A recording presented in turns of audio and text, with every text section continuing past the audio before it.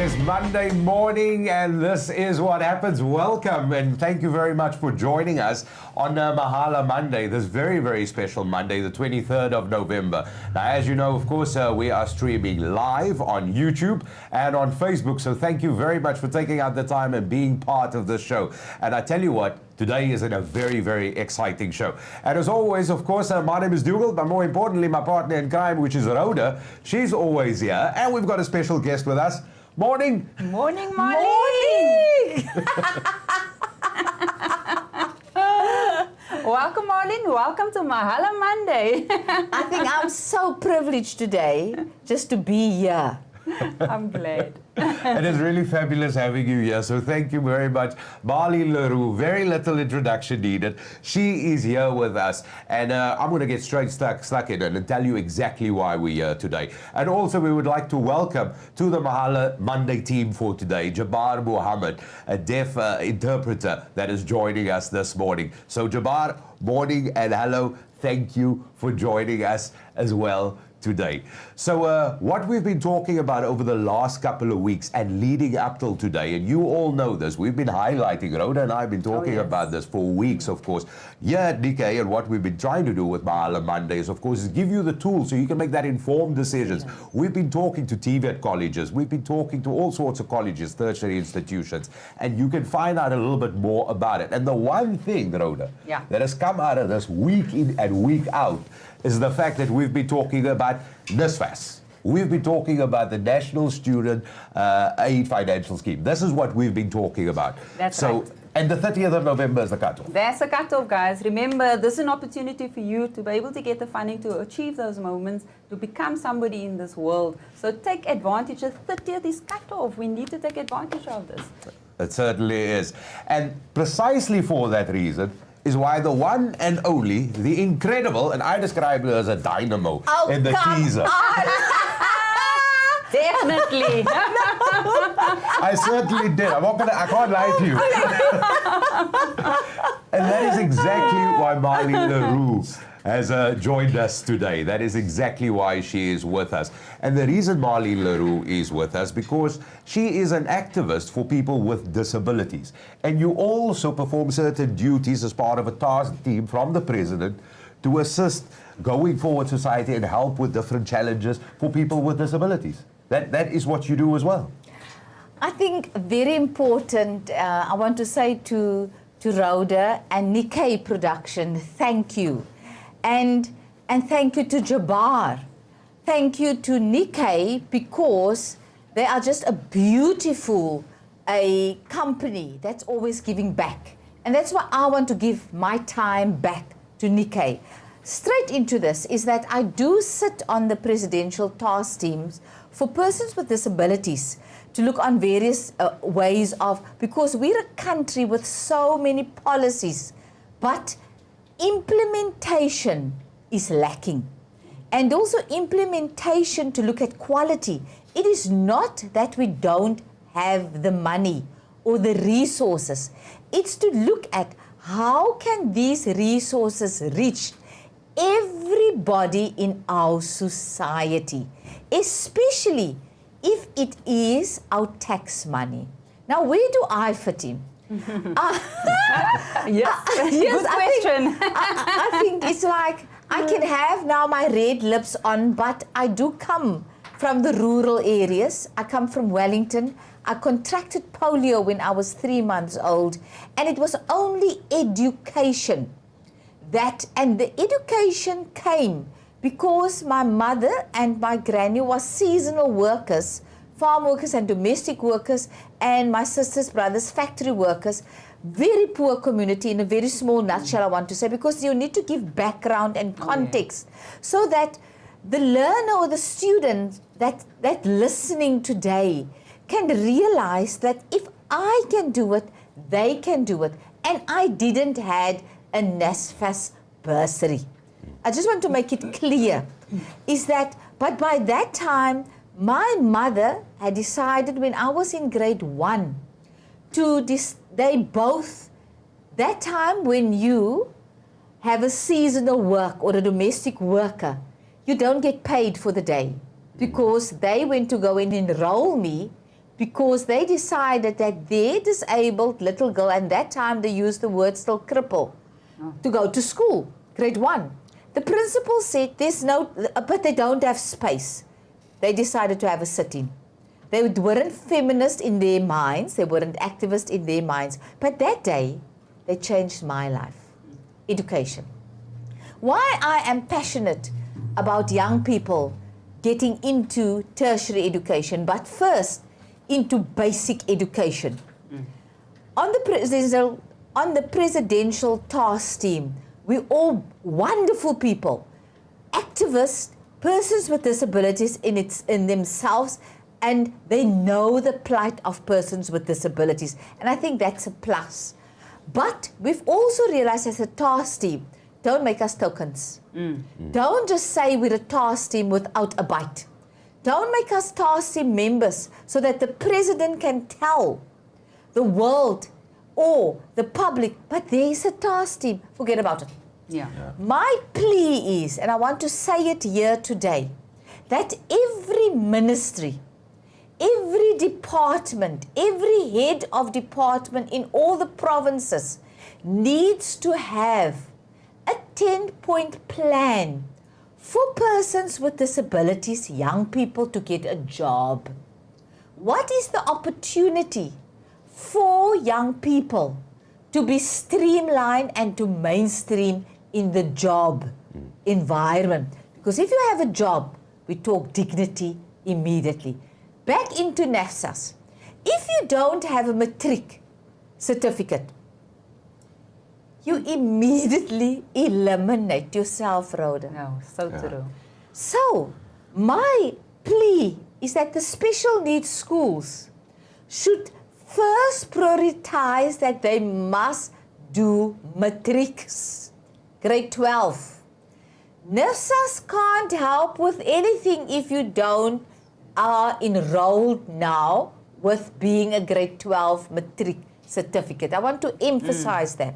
Secondly, if you have been writing now your matric exams, you should now already have been applied for a reputable, accredited institution that accredited. Not just the fly-by-night that's going to take your mahala. No. It should be reputable. Yeah. Whether it is our FUT colleges, whether it is our universities, our technical, it's not just about universities, our technical colleges. We then worked, myself specifically as an activist, I then worked with NSFAS and said, okay, we do have now this specific wonderful state bursary with a specific bracket that your parents needs to be in, or your mother. You can only have one parent and you can be stable. I want to be clear here. Oh, yeah. Okay? don't use your circumstances not to study. Hello. Take me. I studied with, when there was, I'm a survivor of polio, I'm post-polio, listen to me. I have studied with, what do you call a cares in English? Candle. A candle. That time still the candle over, fall over. All my books nearly burned down, but I've studied. Okay, you have no excuse. You must persevere. They persevere. So with NSFAS, so I understand. I didn't have transport, so I thought, I never want anyone must go through what I have gone through. I was lucky to be at the wonderful University of the Wild Colored Blacks and Indians, UWC. Everybody carried me on their back. I want to give credit to UWC because everybody who was disabled actually squat in my room because the radius that time, I was from Wellington. Wellington students needs to be on the train to come to UWC. So UWC in the 80s made a very proactive and very activist decision to take me back. My mother, oh my word, was she an activist, but didn't want to be called an activist. She was a single parent. Yeah. And they took me on. That changed my life because you need to have transport. I was at the university, and that is why this NSFAS bursary, if you're disabled and you click on the www.nsfas.org.za, you'll see you must click again. You go into the clicking part, and then you'll see you must say that you are disabled. What is your disability? Then they cater for your transport. They cater on reasonable accommodation. Thirdly, they would look at your materials that you need to have, your learning materials. Okay. Your fourth, assistive devices that you need to have. And if your disability requires that you need to have a carer to be with you, to assist you, then that will be taken into account. That is besides paying for your tuition. If that is done, then every single university or FET colleges do have disability units, but they are not carers. I want to make it very clear. Today, when you're listening to me, you're going to forget about that you're the baby of your family. You need to start to make decisions for yourself. You need to be activist of your own lives. Don't depend on other people, even not on your carer, but be kind. Don't be rude. Don't accept your disabilities. So today I would like to say to you, the first step that you need to make before the 30th of November, because that's the cut-off time.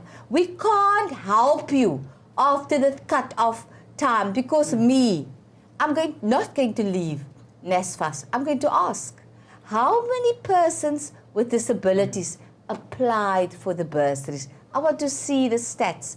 I want to see how many of us are being accommodated. So if you don't apply, you don't give me activism, then my mouth is closed. So I'm appealing to you.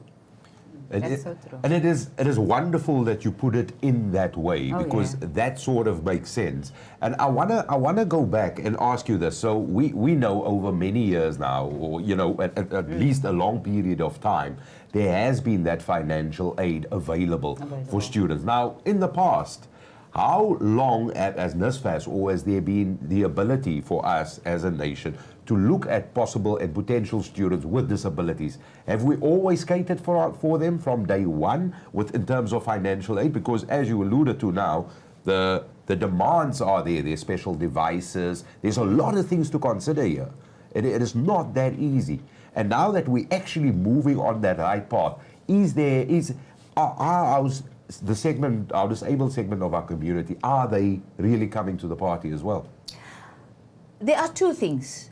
The one thing is that NSFAS is a government-driven financial aid, and that is the beauty of it.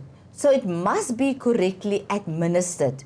Thus far, I must say, it's for the first time, and it's for now, for a couple of years, that we have been made inroads with disabilities as per se. But we must also realize that not in all the provinces there are special needs schools. Because one of the criteria is that you must have a matric certificate. And not all our young people do have a matric certificate.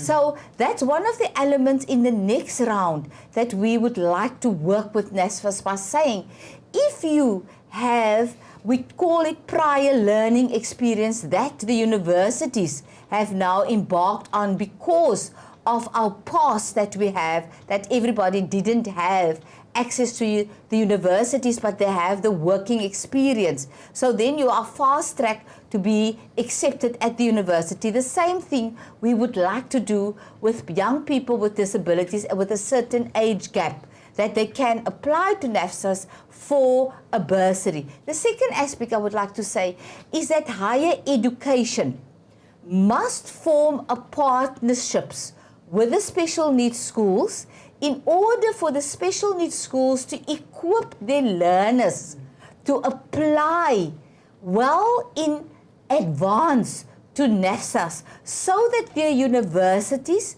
with the bursary fund can walk with the parents, with the students, a path, a road which is not easy to apply, to see to whether the application is user-friendlier for all disabilities. Because disabilities you can't put in one box. And that is what I would like to plea. But for today, it's cut-off time. It's Mahala Monday. And what I want to say to you, don't cry afterwards. Life owes you nothing. You ask your friends. You go to your church. You go to the youth. You go to the community centers. You ask your mother, your brothers, your sisters, your friends. Help me to fill in this form in order that we can say that I have applied. And if you have not been accepted, you go and do an appeal. In order for you, don't sit back. Doors have been closed for me sometimes 10 times, 20 times. I never give up. This is not the time to give up. You appeal. Then we go again through the appeal process until you get into the university or to the colleges. If there are obstacles, also don't give up. You find out where's the unit that's going to assist you to get again the transport at the university or from your home to the university or to the training college or to the technical colleges. If that is not working, you write to the VC, the rector, the head of the college. I want to say, don't play around then. If the person there at the unit say, it's been working like this and you know it's not working like that. I sit also on the board of the university. I'll make sure at that university and then I'm going to lobby for the whole structure that they need to re-look at where we're taking. So you must realize the minute you apply, you become an activist for persons with disabilities. It's not just about you. Nothing about us without us. But I want to make a change with that. You need to make the change where you are. You can't be quiet and just accept it. I have come into this particular university or college. You then become a voice for others to make it easier for the next person to be part of this process. Wow, Marlene, you inspire me as usual, and I always look up to you because I really just admire you and how you've pushed yourself to be where you're at. I mean, we've been together for years now, and I've seen you grow into this role of a woman of power, you know, and just standing up for the disabled people to say, you can do this. I mean, you are a brilliant example of this. And you know what, guys, please, even if you're disabled, you do not have an excuse. There, Marlene told you, you do not have an excuse. Take advantage of this opportunity. There's the funding. You've got actually no reason to say, you know, nobody wants to help me. I can't do this. It's all up to you. Yeah. Wow. You know what? It's a very easy story when you look at Marlene's history personally. Yeah. I mean, we know her history very well. Oh, yeah. And you touched on it. There was, and you've highlighted one or two examples where you said by candlelight and single parent. But I can just imagine, you didn't even mention 1% in that short little bit that you did of all the challenges. But let's move away from that, because I want to ask you this. How does the application process work from day one?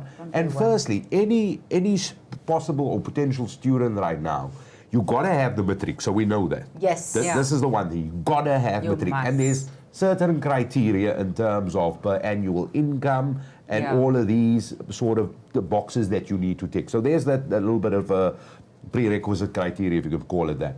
So guide us quickly through the process. How easy is it to apply, to start applying? And also, I have matric, but I'm not planning to study next year. I have my I sort of set on 2022. Does that work? Can I do that? Yes, and that's the beauty of NSFAS. Everybody always talk about the doom and gloom of South Africa. I talk Yeah. about the opportunities that the new South Africa has opened up for us. And Jabbar Mohammed today, thank you Jabbar, is also a success story. And what I want to say from day one is that you need to have being enrolled at being accepted at a reputable institution. You apply for NSFAS, but if you haven't applied and you doubted yourself, I think what is important for you to realize, NSFAS doesn't say no to anybody, even if it's the following year. But then you prepare yourself to get into a college.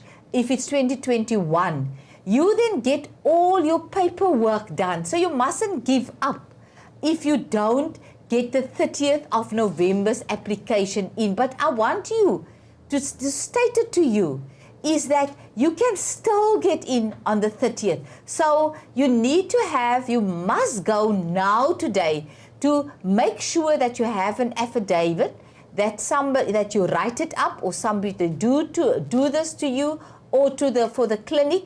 You go to the police, get your affidavit. On the clicks they will ask you, so that there's no fraud that taking place, that you are disabled, and you mention the type of disability you do have, in order for NSFAS, when they go through the applications, to know how many blind students do I have, how many cerebral palsy students do I have, how do wheelchair-bound students do I have, what is your type of disability. Most important, that you put yourself into that. It's only to help NSFAS to look at how they can assist it. That process then go through them to the universities. In that way, the universities again prepare themselves. Because remember, why students fall between the cracks is that at UWC in the 80s, I want to thank everybody that's listening here now that used to ABBA me, put them on their backs, because I was also a political activist. So we used to run in front of the Caspers. So the university students used to ABBA me, put them on their back, and they used to carry my bags at UWC, go to lecture rooms. But for us, I've realized that I need to make that change for independent living for students with disability. It's not just the transport getting to the university, it's the transport on campus. Yeah. Because the transport on campus is to get you on time to the lecture. Because what happens, Rhoda, I want to say this to you, is that when you're on campus, when you get to that class, the class is done. Most of my friends, they were brilliant. But because there were no transport on campus to take you to point 1 to point B, you lose out. And then campus life has become a nightmare and you give up. So all these things has been taken into account. That is why my stance is always ask the person who is disabled what are their needs. Don't you, I know you mean it well. That's why I'm saying, let's form a partnership. We educate you in order. Life is that we all need each other to make it happen. But if you make me once again invisible, even with the process of applying, even in the process of me being on campus, then this process will be a waste of money, a waste of time, and it's going to only be a tick box. Yeah. So true. Wow. Do you know what? I was actually going to ask you, how important is it for students to give feedback not just to the tertiary institution, but also to NSFAS, because like you alluded to, and you've touched on it so beautifully, without me even asking the question, the telepathic, why is it working? So, because I was going to ask you, is it really important to give feedback back to the tertiary institution? Also, is it important to give feedback to NSFAS for that matter? Because we're talking about special needs, and we're talking about specialized learning devices and everything like that goes with it. So it is really important, even if things are going really well, if you've got transport for somebody who is disabled, if that is in place, you have all the communication tools in place. There's always going to be one thing, because that makes it easier for somebody like you who's on the presidential task team to bring these things forward, because that's the only way we know.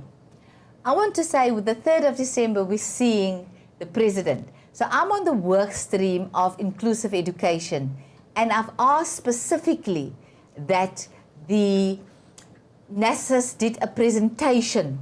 And what was very good, because I've gave them the opportunity to speak to us, because we're a small group just working on education.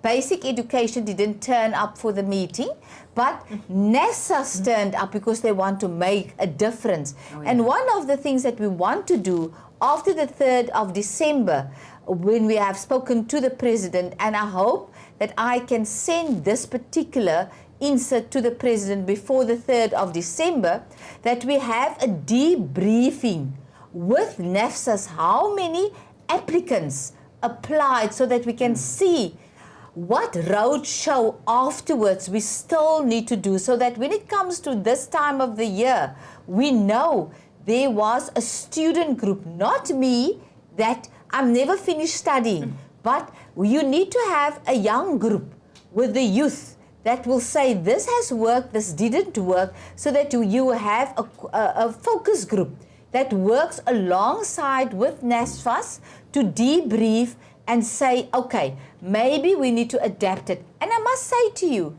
this will be once again the first in the world.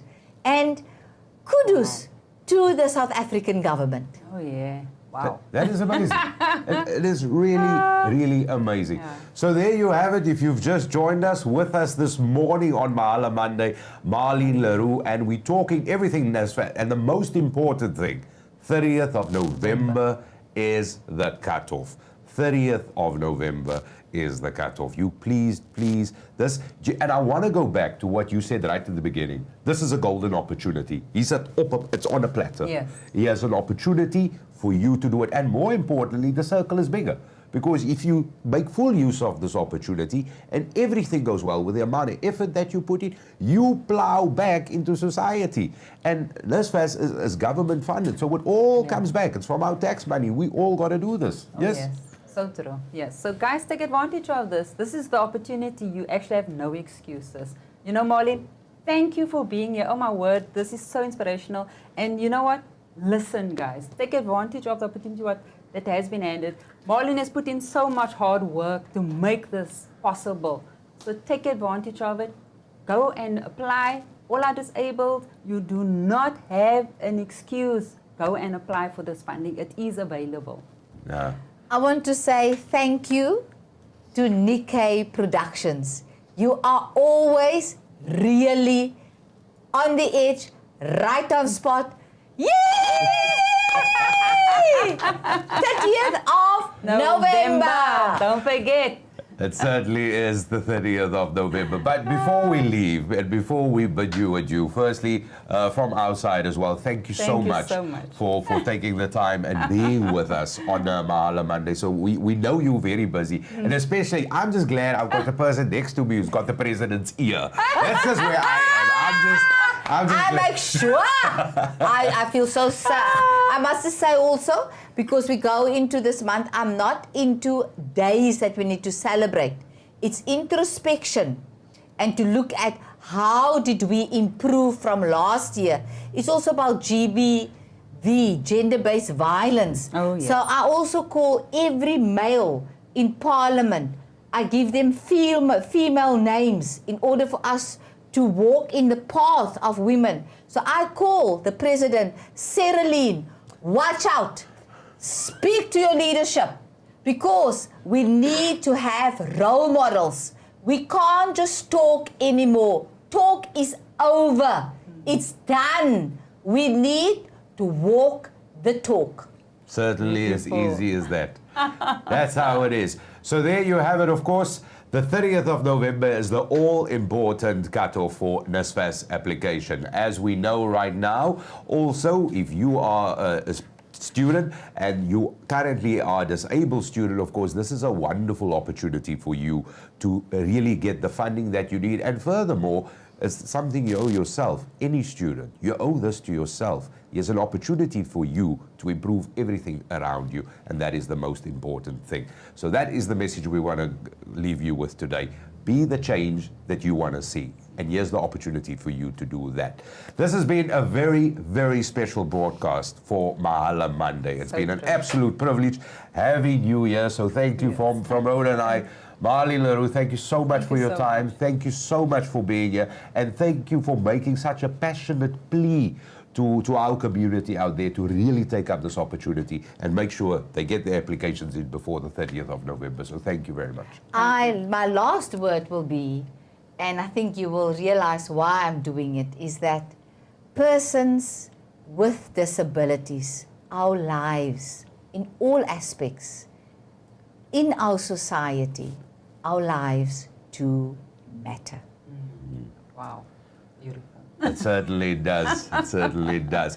But Rhoda, before we leave it there, any final thoughts from you and Marlene as well? Any? Because I've said my final thought. I think that was beautifully said. That was a final thought, and I must say it inspired me as well. You know, it does matter. So thank you, Marlene, again from Nickay Productions and from the Mahala Show for being here. It's really precious to me.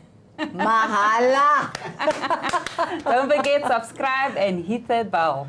That's how we do it here on Mahala Monday. We're bringing you the shows and all the information that you need, and exactly to what the one and only Marlene le Roux said. Here at Nickay Production, they're certainly setting the pace. And that is why I've joined up with this incredible team, because we want to make sure you are empowered and you have everything you need to just be the best at everything that you want to do. And that, more importantly, as Rhoda always tells me, love your passion. That's what she tells me. So thank you very much for watching. As Rhoda said, like and share this video. You hit the bell, and of course you'll be notified about all of that. But more importantly, we got to thank you for watching this with us live today on Facebook as well as on YouTube. But more importantly, share this. And to Jabbar Muhammad, deaf interpreter, thank you, sir, for your services this morning. It has been really great having you here. So for me, Dougal, Jabbar Muhammad, Marlene le Roux, and Rhoda, thank you for watching. Until next time, thank you. Bye-bye.